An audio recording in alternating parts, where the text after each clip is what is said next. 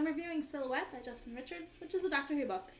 It stars Peter Capaldi's 12th Doctor, and the companions are Clara, Johnny, Madame Vastra, and Strax, and it takes place in Victorian London. So in proper Sherlock Holmes form, there's like 3 mysteries going on that are related, quasi, sort of, at the end of the book. Madame Vastra starts investigating the death of one of her informants, who was killed in his library that was locked with no way in or out by an unknown assailant. They're also not sure how he died. Like, he got stabbed in the back, so he couldn't have killed himself. Yeah. Strax starts investigating the death of his friend Rick Bellamy, who is his boxing partner, exercise buddy, who gets killed outside a tavern with nobody nearby. And Clara and the Doctor are investigating a power spike in Victorian London that is way too advanced for the time era.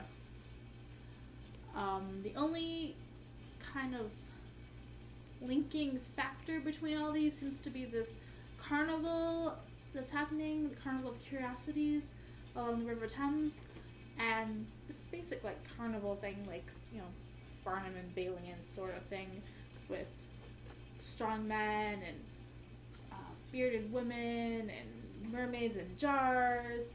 But what's really, really strange about this carnival is there's this woman Silhouette who can do shadow plays, which is where you have the screen in front of you, a light behind, and you use puppets to tell a story.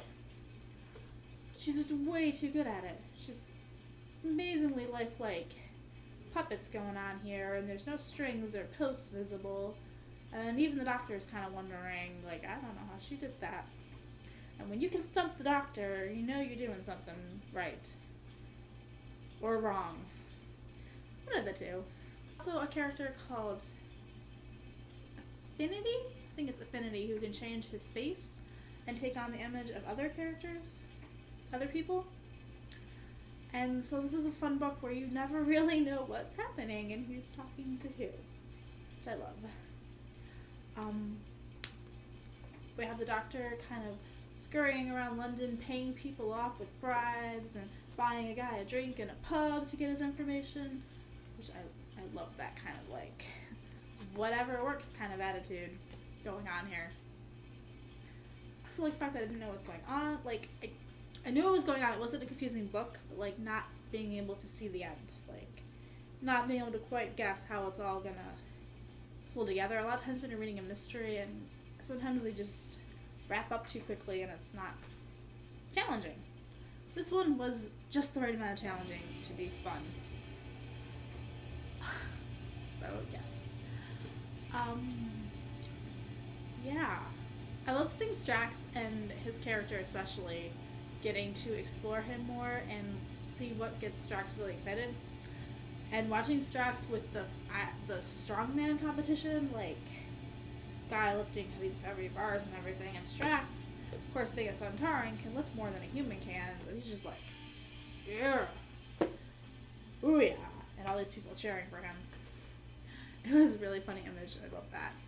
I don't want to spoil the book too much for you, but I love the ending and how the power surge thing kind of ends up applying. Yes. It was fun. I love this book. You should definitely read it if you like Doctor Who, especially if you like Sherlock Holmes.